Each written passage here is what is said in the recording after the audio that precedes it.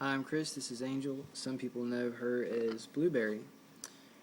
Today we're going to answer a question. The question on YouTube was, you say I shouldn't clip my bird's wings. With your birds, how do you keep them from flying away when you take them outside? Good question. One of my macaws flies and comes back to me. He was the one that I raised from a hatchling.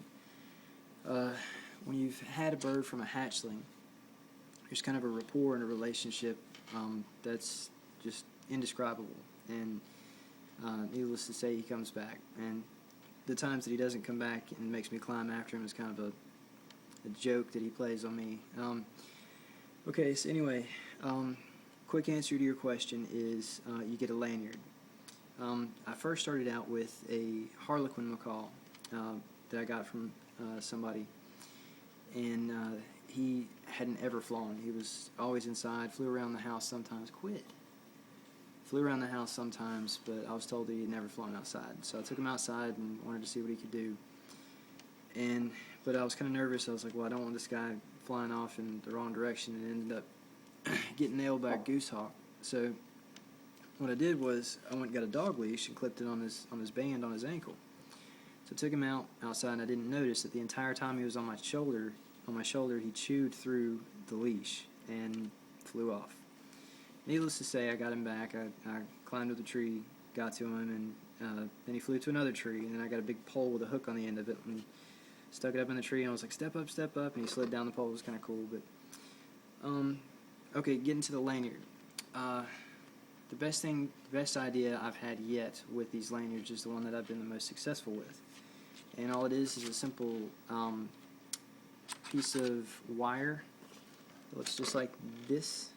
I don't know if it's focusing on it. Yeah, it looks kind of like a zip line, or some of those dog leash zip line things, but it's just a smaller version of that. This is much more difficult for them to bite through, and it's super cheap, dude. It's like less than $1 for this.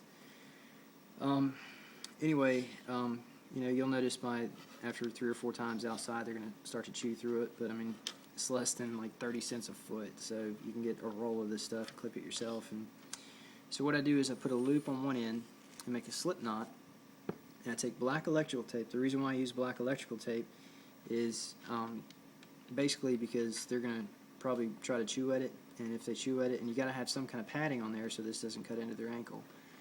So I wrap it in black electrical tape, and I've only had to rewrap it once this year. This one they haven't actually put any bites into it because they're kind of used to it by now. So what you do is you measure about a ½ inch more than the diameter of their ankle.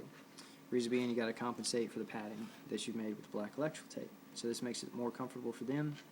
And if you make the little slip knot tight enough, then all you got to do is slip it up to it, and it's not going to come unloose or undone or slide like so.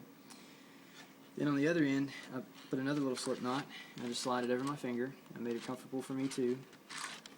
And put it on their ankle, sit them on my shoulder, make sure it's long enough to where if I put my hand in my pocket, I don't yank them off my shoulder.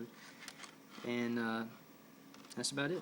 So that's how I get from point A to point B, and usually those 2 points are from here around the block to the car, and then from the car to wherever I'm going if I'm walking around outside with them.